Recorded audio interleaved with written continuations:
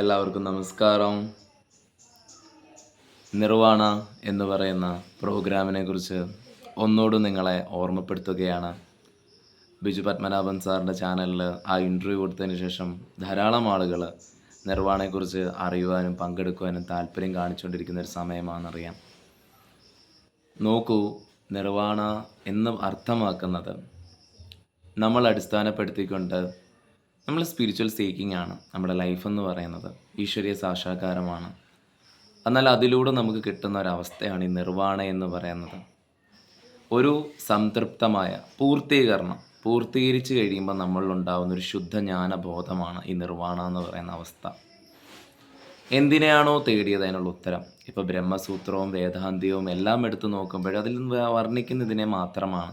പരബ്രഹ്മം എന്ന് പറയുന്നൊരു നിർവാണയുടെ അവസ്ഥയാണ്. അത് ഈ ശരീരവും മനസ്സിൽ നിന്ന് കുറച്ച് അകലെയാണ്. അത് നമ്മുടെ ആത്മബോധമാണ്. അതുകൊണ്ടാണ് നമ്മൾ ഈ ശരീരവും മനസ്സും അല്ല എന്ന് പറയുന്നത്. നിങ്ങൾ ആ നിർവാണയാവുന്ന അവസ്ഥയെന്ന് പറയാറുള്ളത്. നമ്മൾ ധ്യാനം പരിശീലിക്കുന്ന എന്തിനാ? ഈ അവസ്ഥയിൽ എത്തിച്ചേരുവാനായിട്ടാണ്.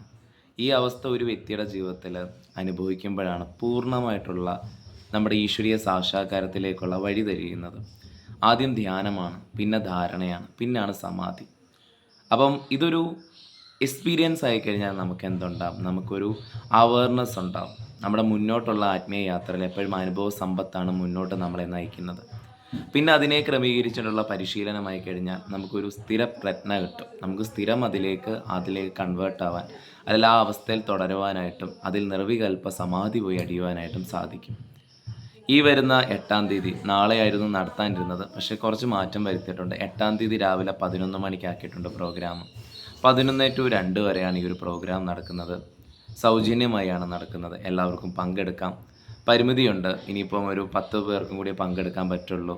ഇപ്പം വിളിച്ച് ബുക്ക് ചെയ്യുന്നവർക്ക് എന്തായാലും അവസരമുണ്ട്. റിയലായിട്ട് നിങ്ങൾ ആത്മീയതയെ ആഗ്രഹിക്കുന്നുണ്ടെങ്കിൽ നിങ്ങൾക്കതിനുള്ള പവർഫുള്ളായിട്ടുള്ള ടെക്നിക്കാണ് പരിശീലിപ്പിക്കുന്നത്.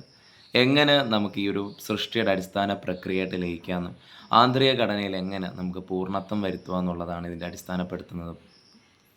അപ്പോൾ മനസ്സിലാക്കേണ്ട ഒരു കാര്യമെന്ന് പറയുന്നത്, എപ്പോഴും നിർവാണ എന്ന് പറയുന്ന അവസ്ഥ ഒരു സന്യാസ മാർഗം സ്വീകരിക്കുന്ന ഒരാൾക്ക് മാത്രം സ്വന്തമാക്കാൻ കഴിയും. അങ്ങനത്തെ ഒരു പദമേ അല്ല. സന്യാസം സ്വീകരിച്ച് അങ്ങനെ പോകണം നിർവാണയായിത്തീരാൻ അല്ല. നമുക്ക് ജ്ഞാനബോധത്തിൻ്റെ അവബോധം മതി. നമ്മൾ പൂർണ്ണമായിട്ടും നമ്മൾ അവബോധത്തിൽ എത്തിക്കഴിഞ്ഞാൽ നമുക്ക് നമ്മുടെ പകുതി കാര്യങ്ങളും വേണ്ടാന്ന് എന്ന് വെച്ചാൽ തിരിച്ചറിവുണ്ടായാൽ പിന്നെ നമുക്കിതെല്ലാം നാടകീയമായി മാറും. ഒരു നാടകീയമാണ് ഇതെല്ലാം തന്നെ. പക്ഷേ ഇത് നാടകീയമാണെന്ന് മനസ്സിലാക്കിയിരുന്നുകൊണ്ട് നമുക്ക് പ്രവർത്തിക്കാൻ സാധിക്കണം. ഒരു അവയർനെസ് നമുക്ക് കിട്ടണം ആത്മീയതയിൽ.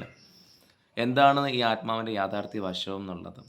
എന്നാൽ മാത്രമേ നമ്മൾ പൂർണ്ണത്വം വരുള്ളൂ. നമുക്ക് നമ്മുടെ ചുറ്റുപാടിൽ നമ്മുടെ അച്ഛനമ്മമാരെയും നമ്മുടെ നാട്ടിലുള്ളവരെയും നമ്മുടെ രാഷ്ട്രീയക്കാരെയും ഒക്കെ നമ്മൾ പലരും കുറ്റം പറയാറുണ്ട്. അവരിതായതുകൊണ്ടാണ് എനിക്കിതില്ലാത്തത്, അല്ലെങ്കിൽ എൻ്റെ നാള് കുറച്ച് തെറ്റിയാണ് ഞാൻ ജനിച്ചത്, അതുകൊണ്ടാണ് എനിക്ക് പ്രശ്നം. ഇതൊന്നുമല്ല ജീവൻ്റെ അടിസ്ഥാനം എന്ന് പറയുന്നത്. അവനവനാവുന്ന നിർവികൽപ്പ സമാധി അവസ്ഥ ഒരു തവണ നിർവാണ എസ്റ്റസി ഒന്ന് ഫീൽ ചെയ്യുമ്പം നമുക്കൊരു സ്പന്ദനം ഉണ്ടാവും.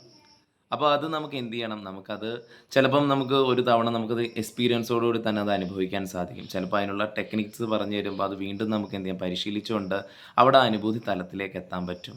ഇത് സൃഷ്ടി പ്രക്രിയയിൽ ആ ലയന പ്രക്രിയ നടക്കാൻ നമ്മളതിലേക്ക് ലയനം ചെയ്യാനായിട്ടുള്ള ഒരു മാർഗമാണ് ഈ നിർവാണ എന്ന് പറയുന്നത്.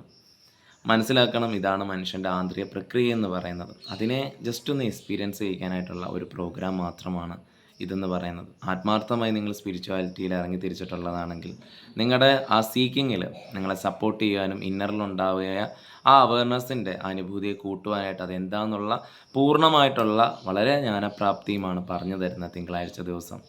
എല്ലാവർക്കും പങ്കെടുക്കുവാനായിട്ട് സാധിക്കട്ടെ എന്ന് പ്രാർത്ഥിക്കുന്നു.